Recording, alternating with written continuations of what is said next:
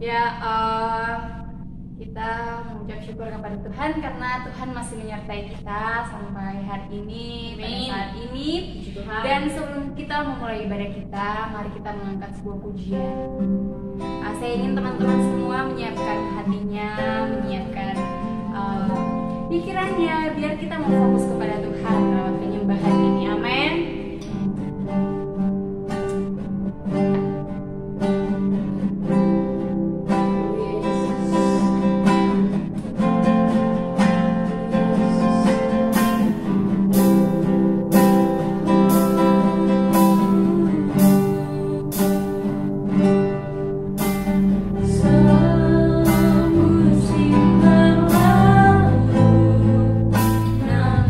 Kau selalu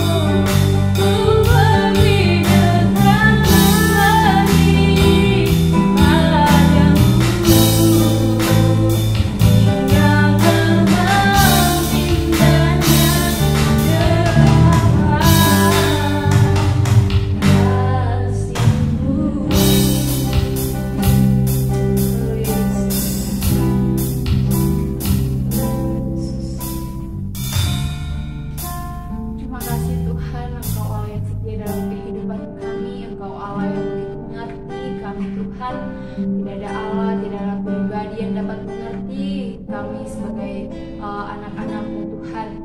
Tuhan, pada siang hari ini kami telah memuji menyembah-Mu Tuhan, dan sekarang tiba saatnya kami akan mendengarkan kebenaran firman-Mu. Engkau urapi Tuhan hamba-Mu Tuhan yang akan menyampaikan firman-Mu Tuhan. Engkau pakai bibir mulut hamba-Mu Tuhan, biar segala sesuatu yang diucapkan semuanya berasal daripada-Mu Tuhan. Tuhan, Engkau berikan hikmat Tuhan daripadanya, biar setiap apapun yang keluar daripadanya Tuhan, itu dapat kami dapat mendapat sesuatu yang baru Tuhan daripada-Mu Bapa.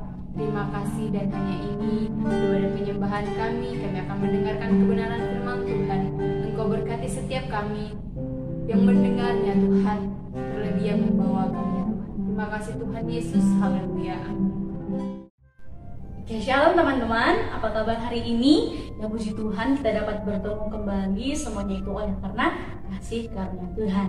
Nah teman-teman, kita akan buka kebenaran firman Tuhan dari kitab Kejadian 4 ayat 7 ya. Saya akan bacakan bagi semua Kejadian 4 ayat 7b.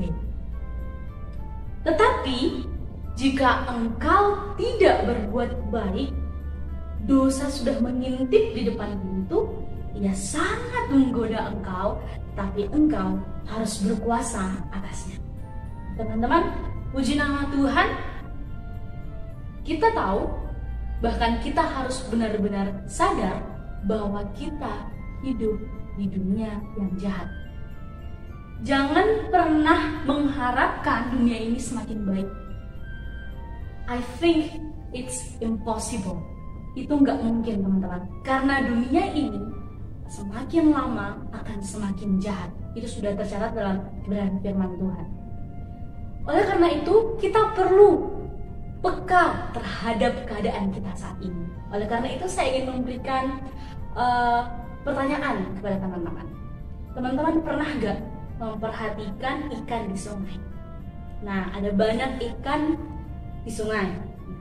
Saya ingin menanyakan dua perbedaan. Yang pertama, teman-teman tahu nggak, ikan yang mengikuti arus itu seperti apa keadaannya? Ikan yang mengikuti arus. Dan apa bedanya dengan ikan yang melawan arus? Keadaannya seperti apa? Teman-teman tahu nggak? Nah, saya akan memberikan jawabannya. Ikan yang mengikuti arus artinya ikan itu mati. Ingat teman-teman, ikan yang mengikuti arus itu artinya dia mati. Sementara ikan yang melawan arus artinya dia hidup. Ikan yang mengikuti arus, karena dia mati, dia tidak tahu apa yang terjadi. Dia tidak tahu apa yang akan terjadi.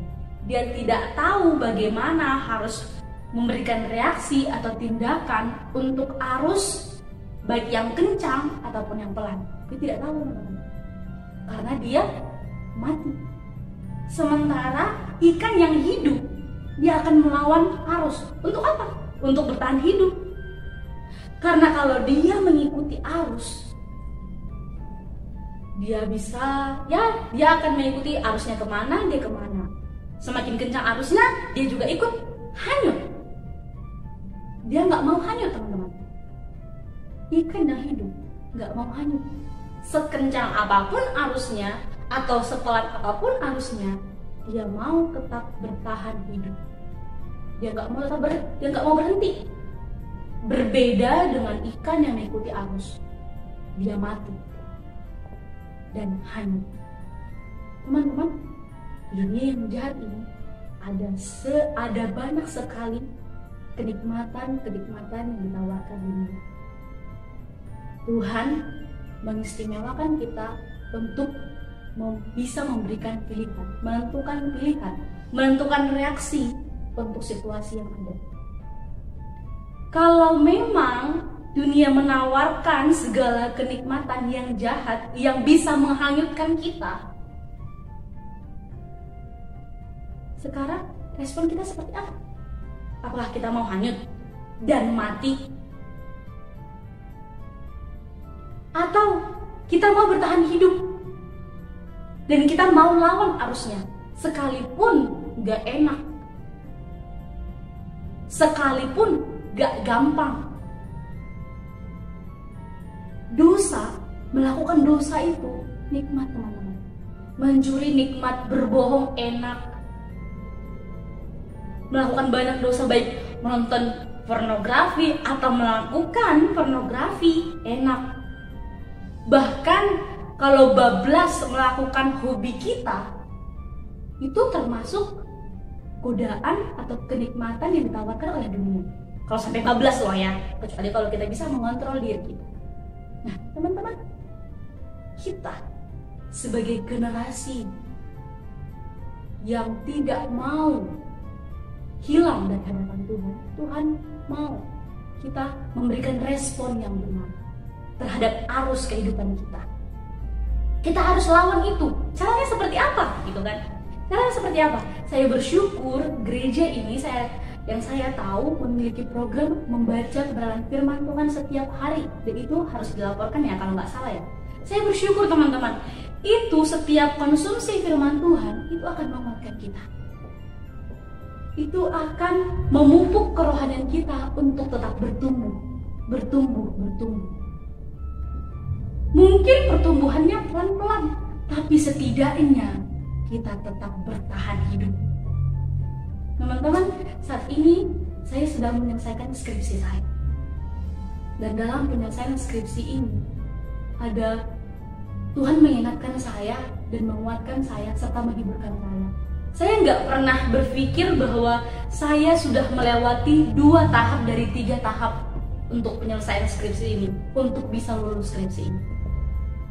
Yang saya dapatkan adalah, kuncinya adalah bertahan. Jangan diam, jangan berhenti di tempat. Selambat apapun engkau, tidak usah buru-buru seperti orang lain, atau tidak perlu kecepatan, kita tidak perlu sama dengan orang lain. Setidaknya kita tetap berjalan. Kita tetap berjalan, yang menandakan bahwa kita mau bertahan hidup dan mau melawan arus.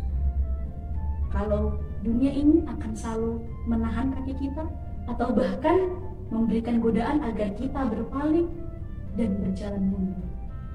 Teman-teman, mari tetap mengandalkan Tuhan dalam hidup kita.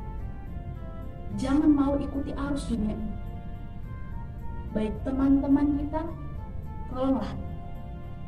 Mari kita minta Tuhan untuk memberikan hikmat untuk menerima lingkungan atau untuk memberikan respon yang benar terhadap lingkungan yang buruk. Jangan mau di toxic relationship. Kalau dengan kekuatan kita ya kita nggak bisa, gitu kan. Tapi kalau kita mengandalkan Tuhan, membaca kebenaran firman Tuhan setiap hari, WPDA, waktu pribadi dengan Allah, berdoa atau memuji menyembah Tuhan, gitu ya. Tuhan tolong. Tuhan akan tolong kita tetap bertahan, baik di arus yang pelan atau bahkan di arus yang kencang sekalipun. Supaya apa? Supaya kerohanian kita tidak mati, supaya kita tidak hanyut. Semoga kebenaran firman Tuhan ini dapat dimengerti oleh teman-teman semua. Jangan mau mengikuti arus dunia ini. Andalkan Tuhan. Ya teman-teman, saya mau belajar dan saya rindu teman-teman juga belajar. Kita belajar sama-sama ya. Pertanyaannya sekali lagi, apakah teman-teman mau seperti ikan yang mengikuti arus dan mati, atau seperti ikan yang melawan arus dan tetap bertahan hidup oleh karena Tuhan menolong? Tuhan Yesus memberkati. Sampai jumpa lagi. Shalom.